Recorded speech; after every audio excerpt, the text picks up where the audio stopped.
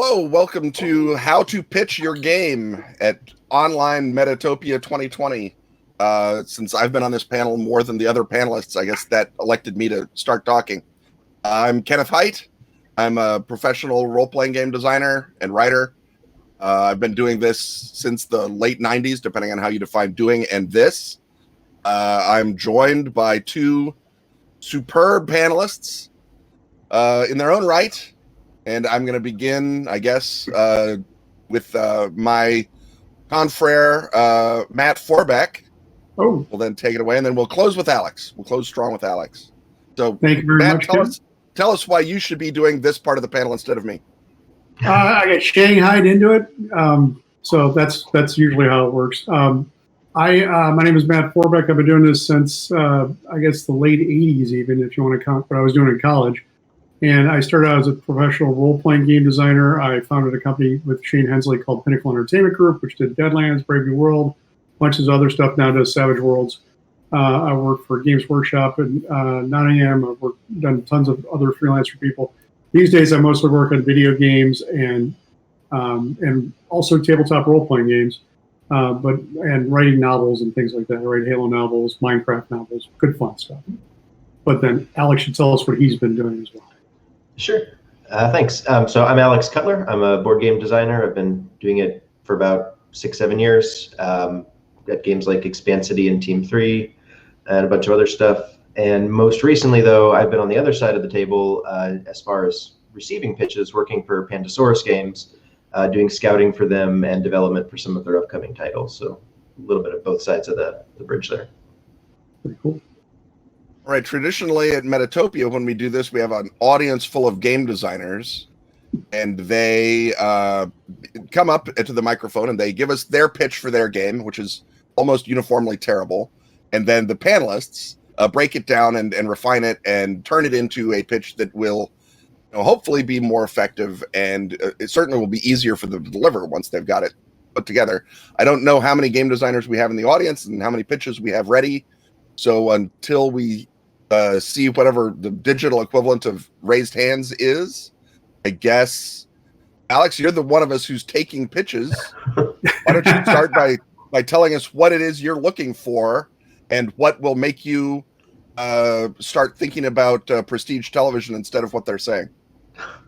Sure. Well, it's a difficult question to answer in COVID times because things are certainly different now than they are normally. If this panel had happened, if I was on this panel last year, I'd be talking about how to go to conventions and schedule meetings and network and make those connections. And now, obviously, a lot of things have moved online. It's more trying to pitch digitally. I know both the Metatopia and a lot of other recent online conventions and things like that, there have been digital components for speed dating and things like that, where people pitch with Tabletop Simulator, Tabletopia, which certainly there's been a dramatic shift in the last 7-8 months with COVID in the industry of trying to figure out how to receive pitches in kind of an atypical medium.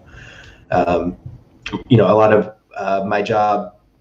So I started the scouting right around the time COVID started. My first show working for Pandasaurus was Gamma back in March, which was literally like right on the edge of when we all went into lockdown. So I haven't actually taken a lot of in-person pitches, but I've been receiving pitches digitally in the time since then. So, we can talk about sell sheets and things like that, ways to reach out to people digitally.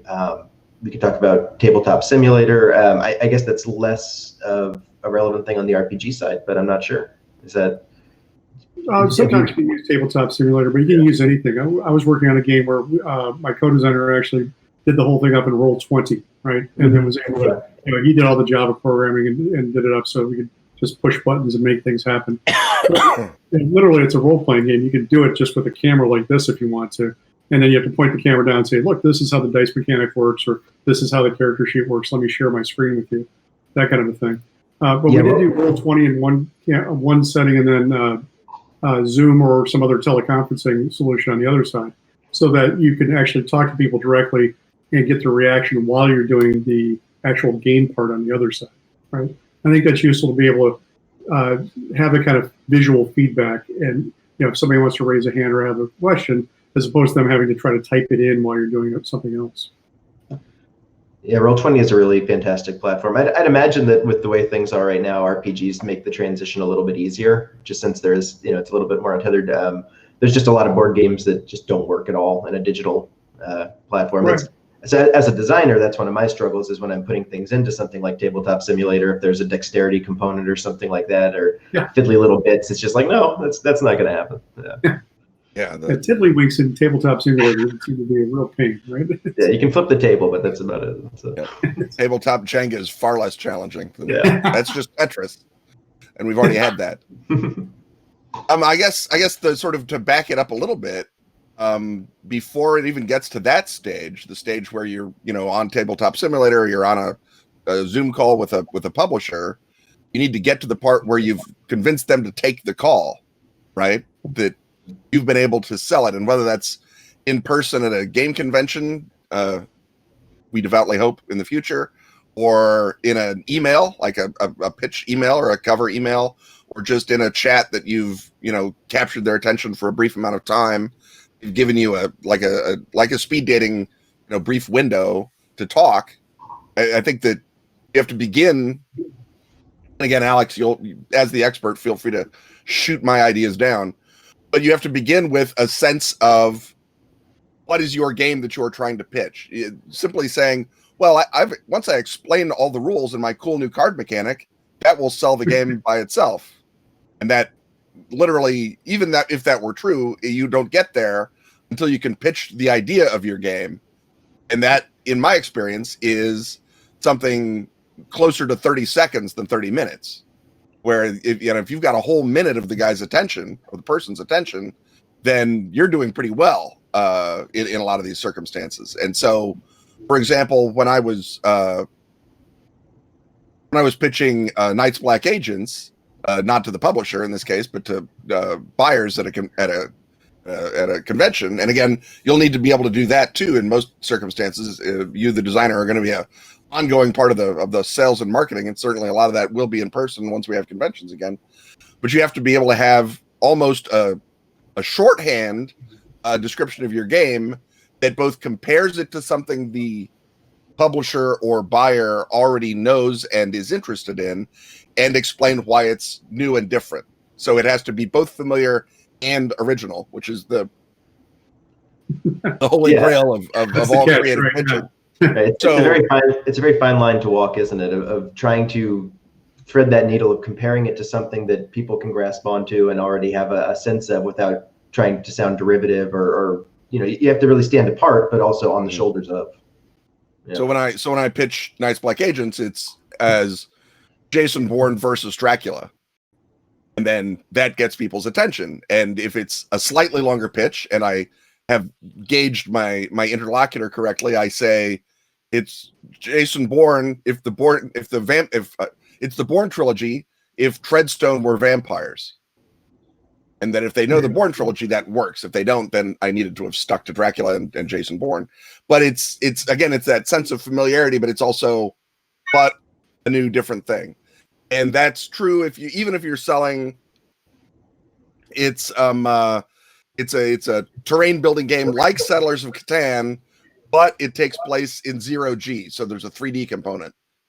I just made that up, but that's fine. But that's the sort of thing that someone would say, all right, how did that work? How do you get a 3D component? What's going on? Tell me the story of how and then you can start going into conveniently I've got it up on Tabletop Simulator and we can set up a meeting or whatever, right? I mean, again, Alex, when you are taking that initial pitch or that initial pitch email, what kind of things are you looking for and at, and even more importantly, what kinds of things make you send your email does not meet our needs at this time email back?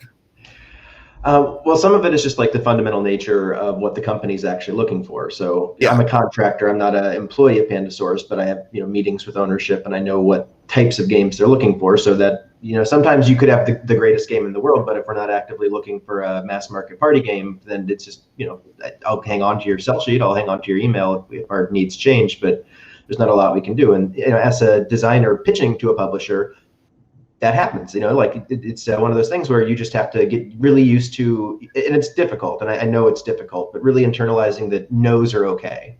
It's okay to get a no. It's okay to get a, hopefully it's a polite no, but no matter what, like it's the different publishers know what they're looking for usually.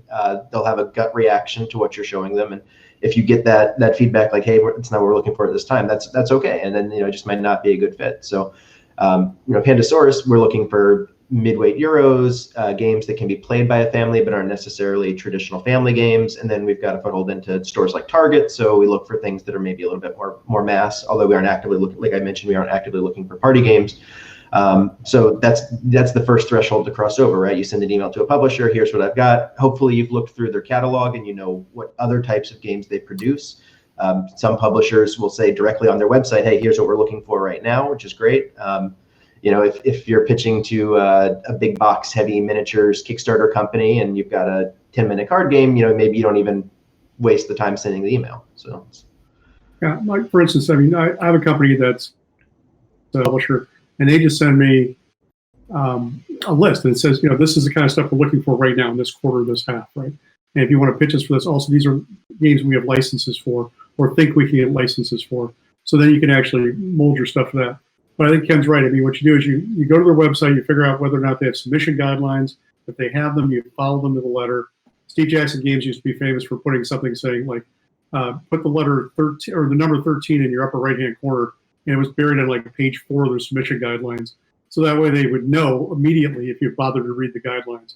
And if you weren't somebody who was going to read the guidelines, they didn't want to deal with you, right?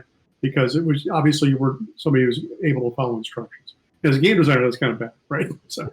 But yeah, I think going back to even previous to that, Ken's talking about, I think, coming up with hooks or pitches. It's very much the same thing that you do with novels and comics and film and really any entertainment medium is you have to be able to take what you're doing, whatever it is, however amazing and epic it is, and boil it down into like 2 sentences, maybe 1. And that then becomes your back cover copy that you can then sell through, you use it to sell your game to the publisher or the editor. They turn around and sell it to the publisher. They turn around and sell it to the distributor. They sell it to the stores. Stores sell it to the customer, all based upon that really sharp hook that you developed to explain to people why your game is so damn cool, right? And you can manage to boil it down that far and do that well with it, that makes everything easier, right? And it also makes it for a nice little touchstone for you if you, in the middle of game development, say, what is this game about? What am I trying to achieve? Does it go toward this hook or does it go away from it, right? Because it's one of the worst things you could do is tell people it's this and then give them something else, It's like, oh yeah, this is pizza, but really it's a cauliflower crust with all sorts of other shit in it. I wanted a pizza, right? Maybe it tastes like a pizza if you do a really good crust, but you have to prove it to people now. So, you want to be able to make sure, if you can boil things down to that hook, then everything becomes so much easier to you throughout the entire process. Yeah, and I think one of the things that made Ken's hook that he laid out there so strong is really taking advantage of mixed media, right? Like you say, Jason Bourne versus Dracula, like you can be right spot on with that, but if it's about a board game or an RPG, the mind immediately starts going, oh, what is this about? How is this working? Whereas, if you're like, I'm making a tile-laying board game that's like Settlers of Catan, then it's too close almost where you're right. It's not as, it doesn't spark the imagination in the same way. So I think that was just when you threw that out there, like I was immediately like, oh, I absolutely want to play that. That sounds great.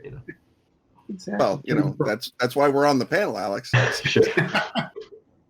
But yeah, so the 0th level of pitching is to know your own game well enough to know what is its, they call it a unique selling point, I think, in marketing speak. I don't know what, maybe that's the old name and they have a new dumb name, but it's unique selling point, which is assuming I have Settlers of Catan, assuming I have a well-stocked game store, I'm a retailer, assuming I'm a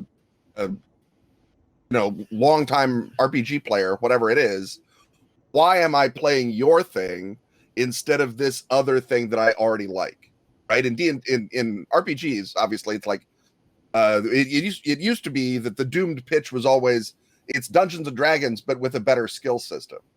And of course, no one in the history of mankind has ever said, gosh, I love Dungeons and Dragons, but only if their skill system were more intricate, then you'd really have something. Or rather, the only people who've ever said that are game designers who have gone on to ignominy. But if you can say it's Dungeons and Dragons, but it's got It's set in a world with black powder weapons integrated into the game. That's a different thing. Suddenly people are saying, because that's about play as opposed to about little fiddly mechanical things that only the designer cares about. And some games, like you were talking about the 10-minute card game, something like that, you could maybe sell on a play mechanic, like James Ernest's Falling. That really the play mechanic is the thing, that it's a speed game, and you're the person who's trying to play the cards before you hit the ground. That gives you an immediate sense of what that game is about, and it's a mechanical hook. And I think maybe 90% of cases, the hook is not mechanical. The hook is what is play about. But in order to talk to the publisher, you have to be able to say, within the world of mechanics, what is my game like? Is it a party game? Is it a Euro? Is it an America style, theme heavy game? Is it, based on Halo? Is it, whatever?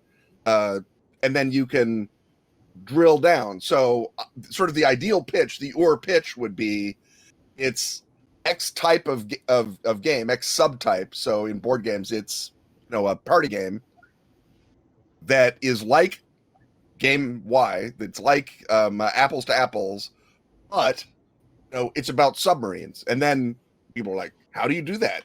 I want to know more.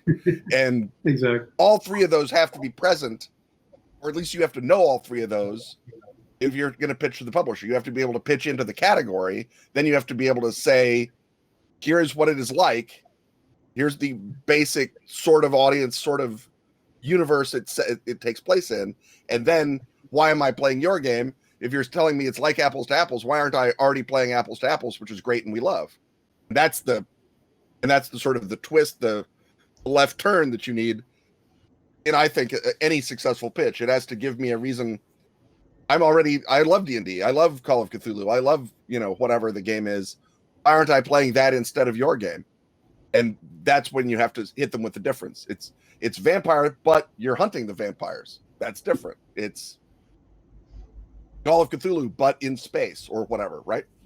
Right. Yeah. I mean, that was pretty much the original vampire pitch. It's like it's monster hunting, but you're the vampires, right? Right. Exactly. Part of it is the context, right? Because it's what are people expecting at that point, right? What are they already playing? And people, especially game designers, tend to forget it. Professionals of any type, if you've been doing this for a while, you're deep into a hobby or genre or category, is that the general public really isn't as worried about those little minutiae as the rest of us are. The people who are doing this professionally, right? So, like you say, I mean, changing a skill system, for a game designer, you might go, "Ooh, that's kind of cool. How does that work?" But the buying public, the people who are actually going to pay money for these things, are generally like, "I don't care. Does it do the job? Is it fun?" Right? And fun's always a nebulous kind of thing.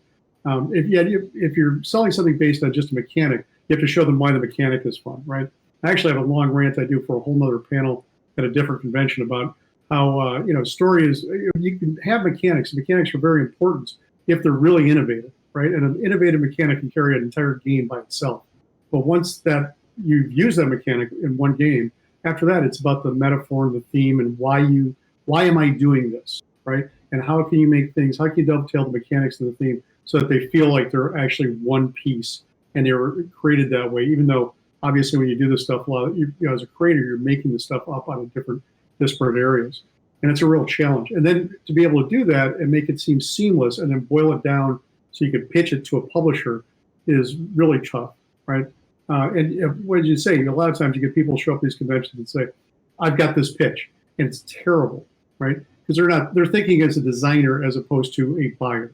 And all of us started out as fans, so they ought to be, pitch it to somebody you've never talked to, pitch it to somebody at a game store, pitch it to your local retailer.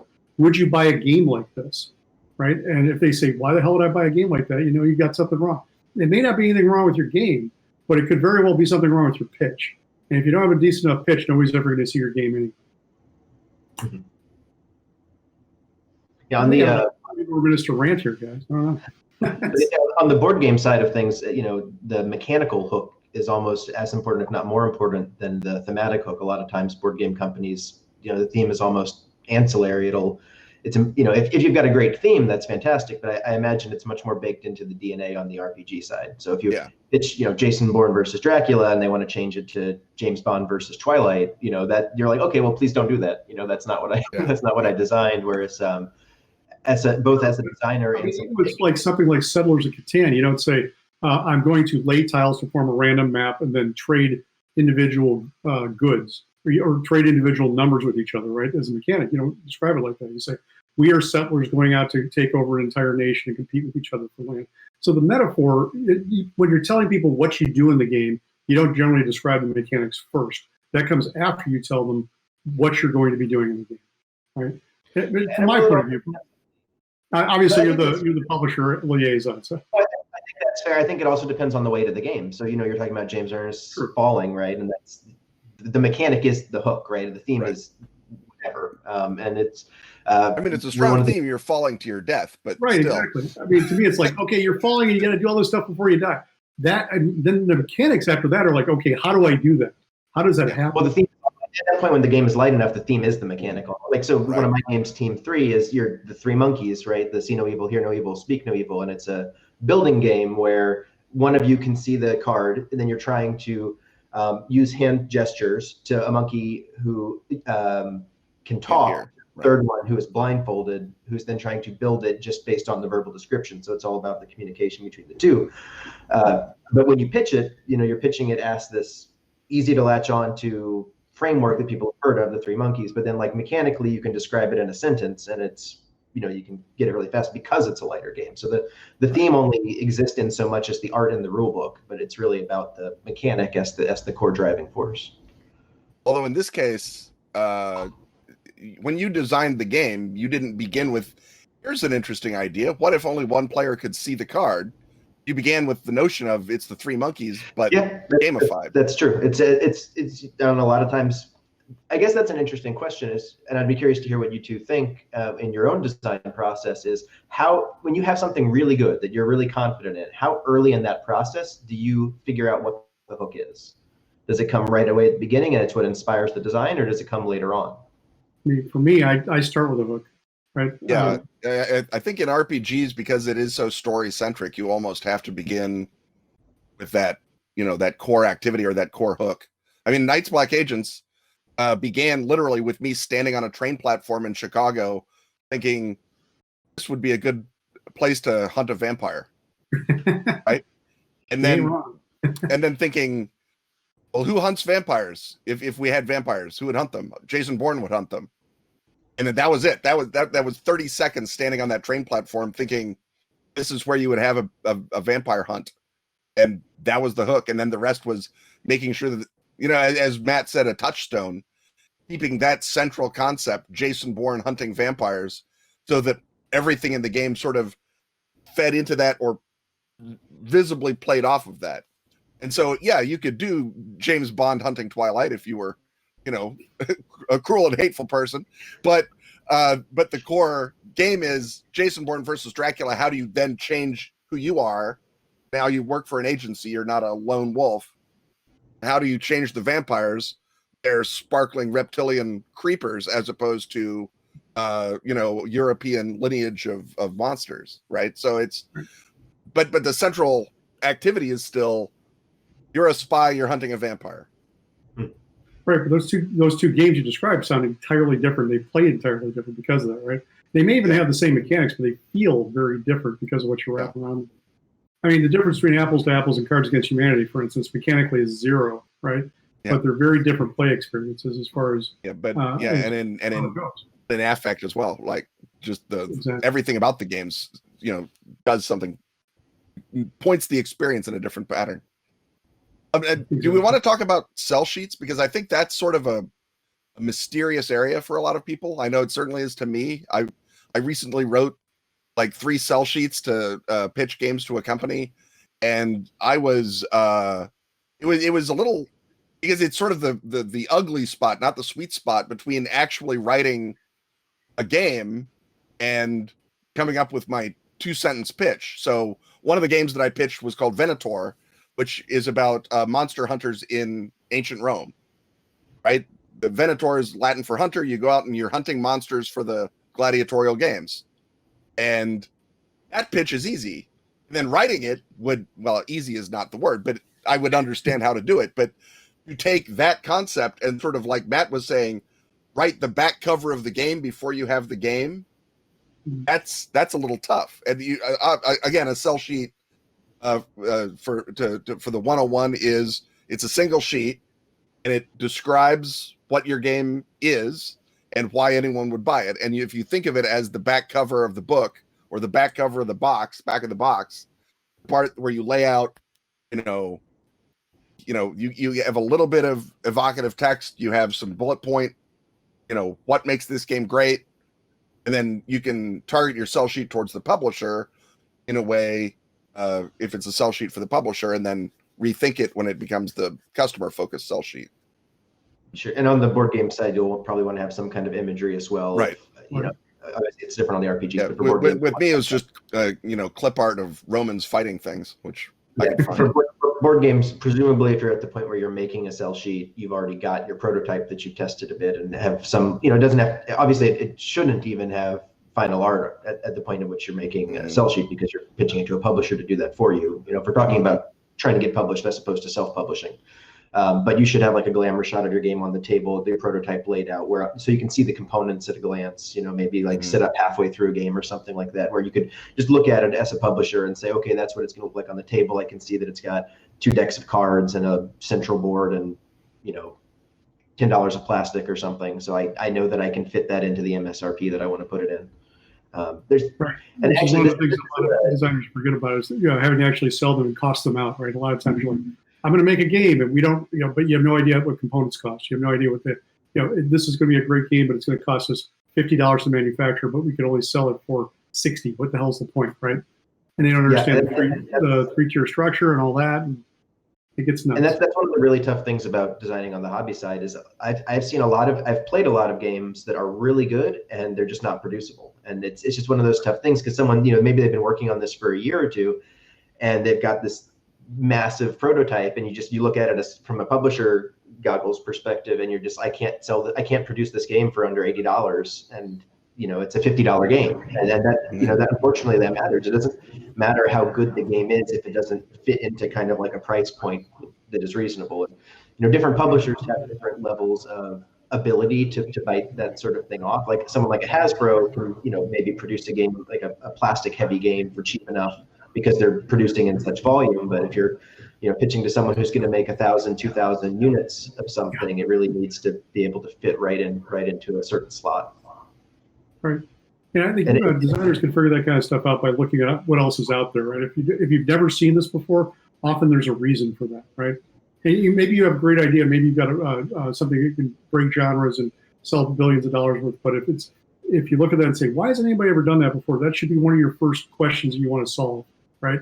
Because maybe it's impossible with current manufacturing techniques. Yeah, and there's a lot of games out there. There's thousands of new games coming every year. So if you're a designer and you've got your game and you can look at your component list, try and find 5, 6 other games that fall into a very similar slot component-wise, and see what they're selling for, and if your game is offering the same level of gameplay as those, because that is a deal breaker often for publishers. Is I really like this, but I just don't think we can do it in the price that we need. Sure. I mean, sometimes it's even like, can it fit in this size of box?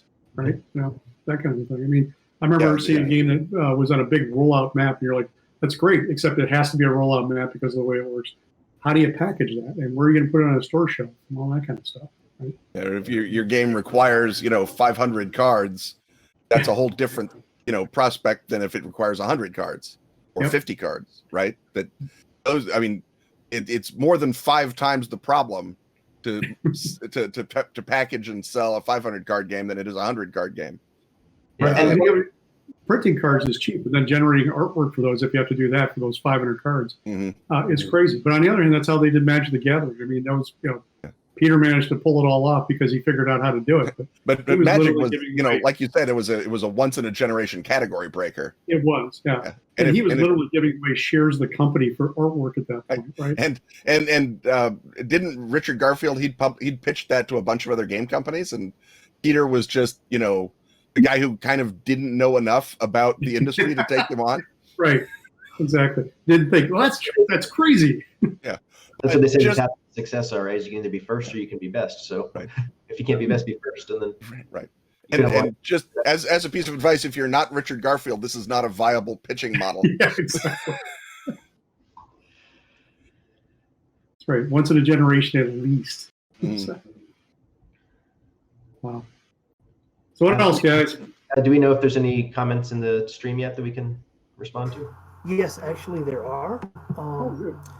We've had several people in the audience who are discussing that there might be a downside to pitching the "my game is like this other game" thing, because it tends to put the focus of the conversation on the other game too much. Do you have any thoughts on how to frame the pitch to minimize the downside of comparing your game to another game? Well, hopefully your game isn't identical to that game, right? Or just with a tiny little twist. Like Ken was saying before, a lot of times you want to say it's like this with this. It's like peanut butter with chocolate, right? And you're like, Jesus, those are two very different things. But once you put them together, it's amazing. You get your Reese's cup or whatever. But if it's peanut butter, but with crusted peanut butter on the edge, nobody gives a shit. So you want to make sure it's something that it's two things are disparate enough, or however many things, that you're not copying somebody else, right? Because you do want to have, as Ken was saying, that unique selling points. Otherwise, why are we playing your game as opposed to somebody else's game?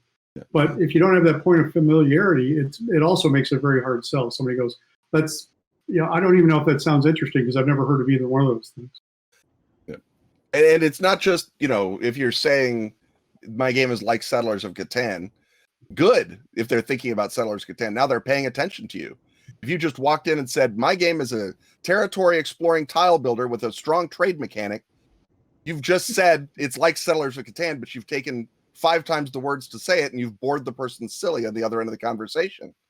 If you start with, it's like Settlers of Catan, but if your next part is a compelling difference but it's takes place, in space. And so there's a 3D component, or it's about vampires, or whatever it is, that's your fun, exciting change, that will be the part they will focus on. But the job of that first part of the pitch is to bring them into your mental space without angering or boring them to the extent that they close out the rest of your pitch. Because I've been pitched a lot of role-playing games that are the other problem. Then it's D&D, but with a good skill system. They start pitching me by describing the skill system. And now I literally don't care. I didn't care before, but I super don't care now. And so the interest has to be got somehow, and that has to be with something familiar, because that's literally the definition of how you do it. You don't want to spend your pitch, praising Settlers of Catan or saying, well, obviously Settlers is brilliant and a bestseller and my game will never do that. That's not what you want to do. But you're not describing Settlers so that people will think about Settlers. You're describing Settlers so that people understand what your game is going to feel like mechanically, and maybe how it's going to look if you don't have an image, because you're doing this face to face briefly or over Zoom or whatever. The job is to shorthand the discussion of why your game is unique and fun, not to sort of go right into the weeds of, here's my intuitive multiplayer initiative system or whatever. Right. Yeah, and, sure. all of us are fairly experienced gamers too. So, especially publishers, they see tons of this stuff. So if you start sitting down and explaining to them, this is how my game works, and you haven't given them a framework of expectations, they're going to start thinking, okay, this is like Settlers, right? Or if it happens to be that way, or this is like Machikoro or whatever the hell it is. And then they're going to start thinking, why is this different? Why is this something I should be excited about? You should just short circuit that bit if it is like something else, or even similar to something else, and say, okay, we already know it's like this, but this is how it's different. This is why it's unique and important and exciting, as opposed to having the publisher sit there and go, yeah, I can see where this is going, right? Because in that period of time where they say, I can see where this is going, they're going to start losing interest, right? And if you've only got a minute with them, I mean, if you got a half hour with them, sure, and you're not worried about them nodding off in the middle of it, then you can take the time and do it all out. But if you're just doing that initial pitch, you want to make sure that they're not leaping ahead of you to a bad answer, right? You want them to leap ahead of you to a good answer. And some of it is how you phrase things too, right? You don't have to start off with "it's like Settlers of Catan," but it's you can describe your game and then very quickly come into it backwards. It's like, and here, and I know you're thinking it's like a Settlers of Catan or something like that, but here's why it's clearly different. You know, you can nip it in the bud of like, okay, the publisher's brain is going to, okay, I said it's a deck builder, so they're going to be thinking Dominion, and you can come to it, and here's why it's not at all like Dominion, but you can say those things. Exactly. I think it's important to throw out, though, I would personally, and you guys might disagree, I don't know, but I would personally avoid the language of comparisons on physical media. Like if I'm making a sell sheet, I don't know that I would want to reference other games like Settlers. Right, yeah. Sure, it's more of it's a verbal conversational shorthand. Yes, right. This, when we're talking, you know, it's like X but Y, that's very much the elevator pitch, the 30-second 1 minute talk. For the sell sheet, you don't want to say, you know, it's like Settlers of Catan, but ideally you have a photo of your game in which everyone sees, oh, it's tiles and a little pawn. It's like Settlers of Catan. Although, you know, when you're doing marketing for other stuff like novels and such, you'll often see for fans of this, right? And you can put stuff like that in there. As long as it's just like a one-line thing, not like an emphasis thing. It should be like that kind of a blurby bit that tells you this is something that people enjoy. This will also like this, right? And again, that kind of language is very common in internal publisher-focused selling as opposed to external audience-focused selling. But even then, I've been at shows where people have pitched me their book, like, you know, and they've said, do you like Dune? This is like Dune, but X or whatever. And so, you get that immediate familiarity hook. Right. And that's, I think Alex is absolutely right about, you know, making it like it's the back of a box. And then for that, you want it to look as professional and clean and, you know, bullet pointed, straightforward as possible. Yeah. And again, I mean, it also depends on what the audience is for your sell sheet. Are you specifically talking to publishers, or are you trying to talk to playtesters or fans, or are you kickstarting it and you're trying to come up with the language of how you're advertising these things? There's like the colloquialisms about like how like Coke never mentions Pepsi, right? Like you don't directly, when you're trying to sell something to a consumer, you aren't mentioning the other things that are out there necessarily, right? Yeah. Although when Coke was first being pitched, I mean, how long has it been since Coke had to do a pitch meeting? But when they were first pitching Coke, I guarantee you they were saying it's like root beer, but not as cloying or something like that, right? Celery soda. Yeah. It's like celery tonic, but not nasty. Okay, I've got another question if you're ready. Yeah. This one is from Eugene Marshall, and it's for Matt specifically. Do you have any advice for pitching a superhero tabletop role-playing game in particular? Yeah, don't. I'm working on some already. So, pitching role-playing games is hard. I mean, unless you're Ken, right? It's and you know, a publisher comes to you and says you want to do this. I would say that again, if you're pitching any kind of a game, but especially a superhero role-playing game in a market that's pretty much saturated. You know, I'm talking about general entertainment. It's pretty much saturated with superheroes nowadays. Again, you want to say, why is this different? I mean, for instance, when they do The Boys over at Amazon, they can show you the comic, whatever, but they don't say it's just like the Avengers. You know, they show you what's different about it, right? It's the Avengers, but it's brutal, it's more realistic, et cetera, et cetera. It's darker. So if you're pitching a superhero role playing game like that, focus on the things that make it different than other things. I mean, because again, this is something that we're all terribly familiar with at this point. There actually aren't a ton of new superhero role-playing games at the moment, so I suspect there's probably going to be another wave of them, like we get this happens in entertainment. You'll see parallel development. One of the things when you're pitching something, people will say you have to sign this waiver that says you won't sue me if I publish something identical to your pitch. And a lot of people are just starting out and say, "Oh my God, they're going to steal my ideas." But no, the trouble is that we're all swimming in the same cultural soup. We're all watching the same movies. We're all playing the same games. And so a lot of us are coming up with the same relatively close ideas at the same time. So, you know, sign the waiver, go ahead and pitch your idea, but try to make it something, figure out what makes it unique and makes it stand out more than anything else. And it's difficult in a very crowded field like that. But, you know, why should I, again, Ken's talking about before, why should I play this as opposed to a game I already know and love? And if you can solve that riddle, then you probably have a decent pitch. I mean, for example, Masks has two pitches. One, the system pitch. It uses the Powered by the Apocalypse engine. Right. Two, it's about teen superheroes. And both of those are different enough that both of those are compelling pitches. And you'll note that that pitch, teen superheroes empowered by the Apocalypse, took about 30 seconds to pitch, or not even, took 15 seconds to pitch. And that is, I mean, that's my general advice for everything. But certainly, as Matt says, in a genre that's as super saturated as superheroes are, you really need to arrow down and say, why am I playing your game instead of Masks or Mutants and Masterminds or Brave New World or any of the other superb super games out there? You know, because especially with supers games, not to get too deep in the weeds, with those games, a lot of that experience is about learning the power interplay. There's a higher learning curve, a steeper learning curve with supers games than there are with a lot of other tabletop games, because powers are so innately complex.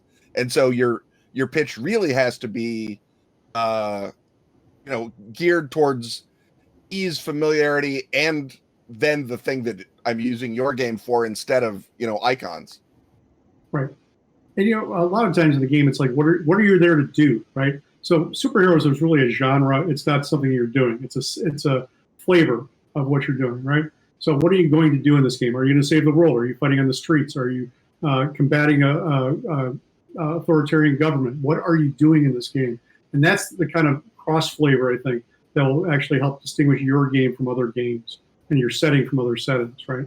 It's not just, hey, there are people with superpowers, right? That's a billion other properties like that. But what are you doing in this that's important, that's going to be exciting for the characters, and it's going to be fun? Hope that answers it. Okay. Sorry, another question.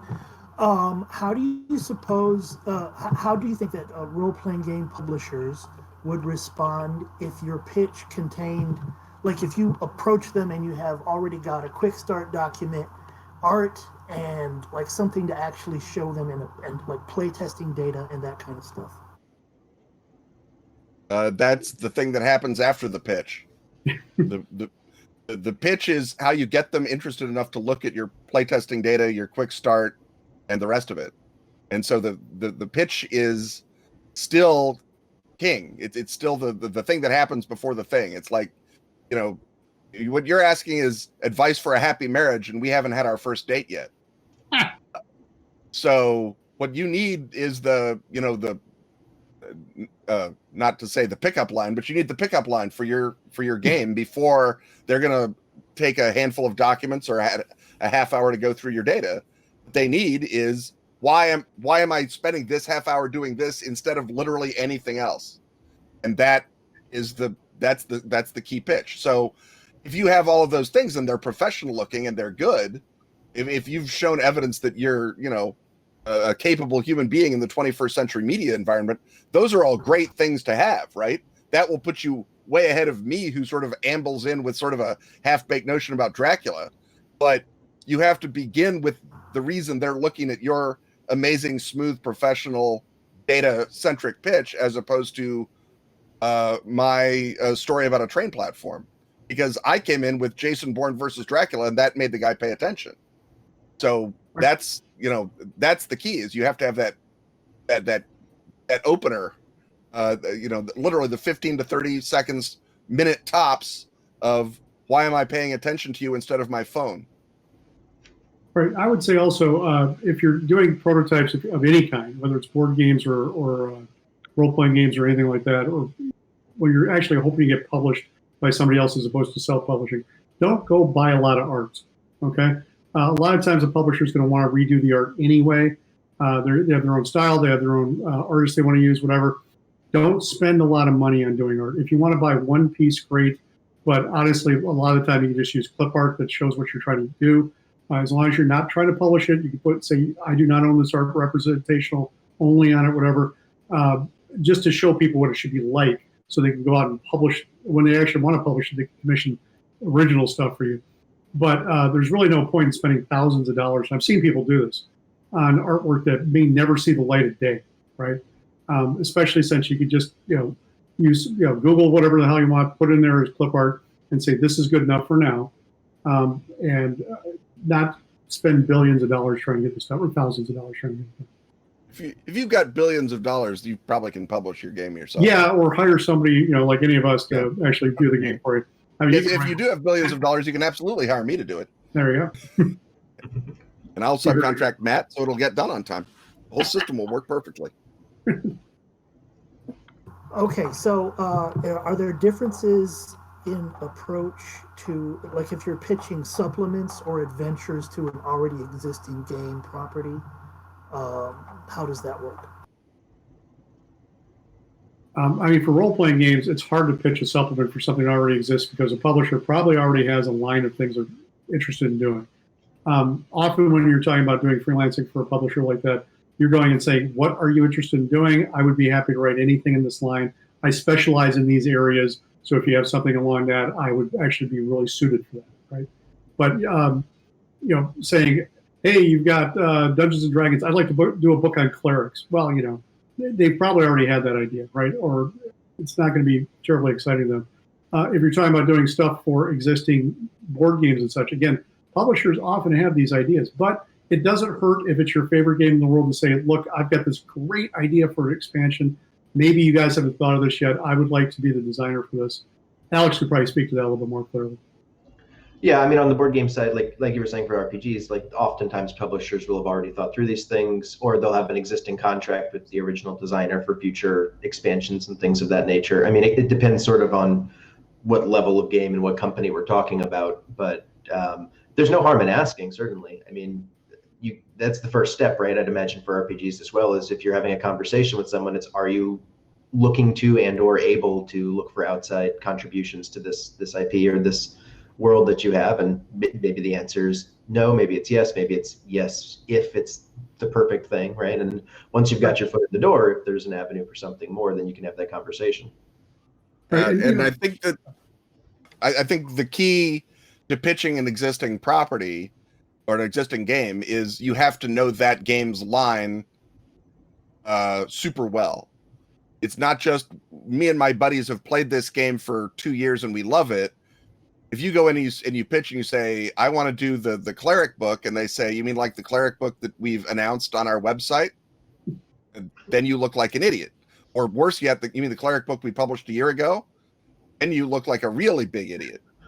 You need to know. I mean, if you're pitching directly to a game line, you have to know that game line as well as the guy you're pitching to, so that you don't come across as someone who is, who's just sort of, being, seen something shiny in the sky and been captivated by it. You're pitching. Basically, now you're not saying, "Let me be your client." You're saying, "I want to be your peer," right? Because as Alex and Matt said, companies have already got their ideas for expanding the game. The sort of the partial exception or the big exception is game lines that have an adventure publishing model. So for Call of Cthulhu or Trail of Cthulhu, you can go to Chaosium or Pelgrane, I'll bet, and I know you can do it in Pelgrane. You can go to Chaosium or Pelgrane and say, I want to do this adventure. I want to do, a tribute to The Shining that's in the Overlook, but it's Ithaqua or whatever, right? And then that is, again, it's a concrete story idea. And because those games depend ecologically on having a lot of adventures out there, your chances are much higher of being able to walk in off the street. And a lot of times, role-playing games that are interested in that, they've either got a website that publishes, sort of these sorts of things in OVO or in PDF or, just onto the things. Savage Worlds has their one sheets. Lots of games that are adventure focused have either pre-existing material or, better yet, submission guidelines, and they say these are the sorts of things we're looking for. Steve Jackson Games still has a ridiculously detailed submission guideline, what we're looking for page. And if you God bless you want to write for GURPS, you dig that out. I mean, again. But for Call of Cthulhu or for a third-party D&D compatible, those guys are in the need for adventures. And so if you pitch an adventure, that is a much better chance of working than going to Chaosium or Pelgrane and saying, I want to pitch a supplement about cars.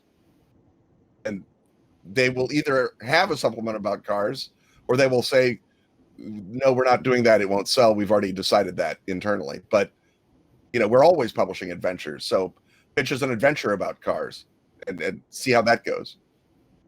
Yeah, part of my advice for that too is I see this in fiction as well, but don't go ahead and write the thing before you pitch it, okay? Because you're very likely spend a lot of time on this project, maybe a labor of love for you. But if you say, I've got this great expansion for this game, it's already written, let me pitch it to you. And then they say no because they've already got something in the works, they've decided it doesn't work for them, or they don't know you or whatever. You've done all that work for nothing. Now, if it's just a hobby, sure, you did it for fun and whatever. But if you're actually trying to make a living at this kind of stuff, you've wasted a boatload of time doing that kind of stuff, and it's not worth your time. Now, if you do something like that, if you made that kind of an error, like I have people who could say, I've got a Halo novel I've already written. How can you help me get this published? I'm like, one, I don't have that power. Two, they don't want your book, right? They've already got a line of stuff they're working on with established authors, etc. So if you do something like that, try to figure out a way to file the numbers off it, the serial numbers off it, and do your own thing that maybe resembles it. That's an independent thing. That's not an expansion for somebody else's thing, right? But you're often better doing your original properties that way than you are trying to write up somebody supplement for somebody else's thing, no matter how much you love it.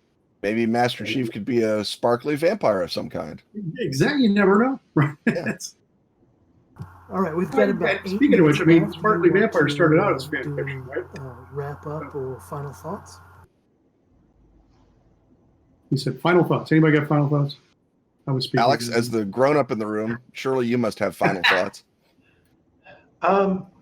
Yeah, I think one thing I'll just say is that especially right now, you're going to, with COVID, you're more reliant than ever on that first impression visually, like specifically with sell sheets. I mean, there's lots of opportunities for online pitching, but just that first impression of a physical document, because if at least on the hobby board game side, a lot of the pitch meetings at shows are you schedule a 15-minute half-hour block. We probably have time. Your game is short enough. We probably have time to play it or at least get into it. And the quality of the pitch isn't reliant so much on you to carry it just with your words, because you've got me for half an hour. So, even if you stumble through the hook, if we play the game and it's great, I can see that. Whereas right now, all I'm seeing are hooks. Either you're getting 5 minutes in speed pitching where you have to sell me on a thing very quickly, or I'm looking at a sell sheet, which, to what you were saying earlier, Matt, don't spend money on art, but definitely spend time on graphic design.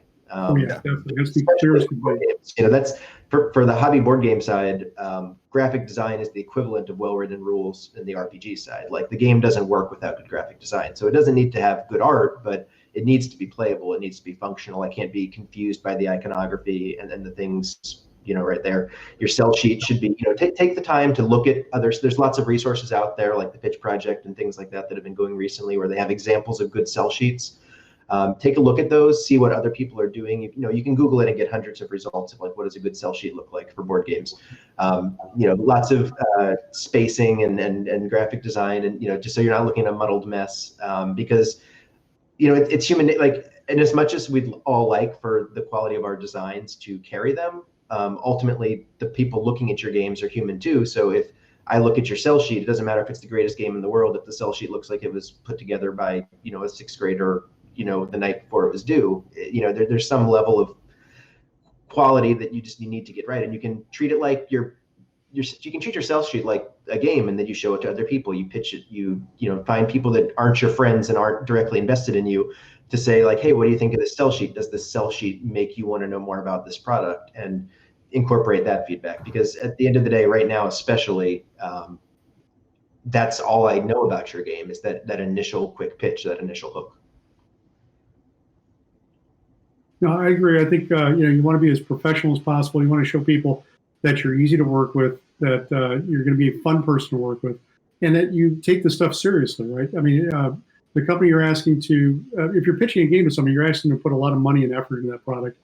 They have they have a limited budget. They're looking at spending on publishing a certain number of games per year, and you're saying, my idea deserves your time and energy, right? And if you can't show that you're at least as serious and professional as they are, then you're going to bump yourself down the ladder, right? Try to take it incredibly seriously that way. And if you don't have these skills, you can't hire these skills out. You can find somebody who can do the graphic design for you, or you might find a cousin or somebody who actually does this kind of stuff who's willing to do it in exchange for a six-pack of beer or a Thanksgiving dinner or whatever the hell's going to happen for you. There are ways to work this stuff out, but and simplest is usually best. Okay, if you have a choice between showing lots and lots of stuff and complicated and all over the place, cut it down, use some white space, allow it to breathe a little bit, and focus on the bits that are important rather than everything. Because again, a sell sheet and a pitch is not the entire game. Right? You don't have to package the entire experience. You have to show them why the entire experience is going to be meaningful and worthwhile to them. I guess my final thought is that coming up with the pitch is good discipline for designing the game. Because if you can't decide what your game is about in a 30-second conversation, you can't decide what your game is about in a 300-page manual either. And it's going to be way more obvious at 300 pages than it was in 30 seconds. So take the time to know what the back cover of your game would look like. Take the time to know what your one-sentence pitch would be when you're pitching it at Gen Con on day 3, right? Once you know that, that will be a valuable resource while you're designing, and it will also let you know if your idea is ready to go into the oven yet. It might not even be proofed, much less cooked. So if you can't sell yourself the game in 30 seconds, there's no way you can sell somebody else that game in any amount of time. Well said. Okay, thanks. Is there anything you want to say about yourselves, contact information, what you're working on right now to close things out? Sure. I'm Matt Forbeck. You can find me at forbeck.com, Forbeck. I'm also on Twitter at mforbeck. You can find me on Facebook. My latest thing was a Minecraft Dungeons novel, and I'm also doing the Shotguns and Sorcery tabletop role-playing game, which is based on a series of novels I run. You can buy that as well. Alex? Ken. Go Ken. Right. I'm Kenneth Hite. Kenneth Hite on Twitter, Kenneth Hite on Facebook. Right now, I'm writing Hellenistica, which is a 5th edition game. It's set in the good parts version of the 3rd century BC. And I'm also doing some card descriptions, card writing for Illuminati Confirmed, a computer version of the classic Steve Jackson card game. It's kickstarting in November. Everybody should keep an eye out for that. And I'm Alex Cutler, and the most recent game that I did development on through Pandasaurus was called Gods Love Dinosaurs. That's by Casper Lapp, who was the designer of Magic Maze. That's out now, so if you are into tile laying midweight Euros, give that a look. It's a really great game. And if you have a game that you would like to submit to Pandasaurus for consideration, you can email me at development@pandasaurusgames.com. And I will happily look at your sell sheet. Even if you don't have something that you think is ready to pitch, I'm always happy to answer questions over email. If you want me to take a look at your sell sheet from a constructive criticism point of view, that's fine too. That's the Alex Cutler difference, people. Man, that's an offer you should take them up on if you get a chance. Yeah, honestly. right. Are we good? Okay, thanks very much. I guess that's pretty much a wrap. Thanks, audience, for coming, and thank you, panelists, for participating. This has been really informative. Appreciate you all. Thanks for keeping the Metatopia flame alive in these dank times of 2020, and hope to see everybody in Meat Space in New Jersey next year. Thanks for having us, guys.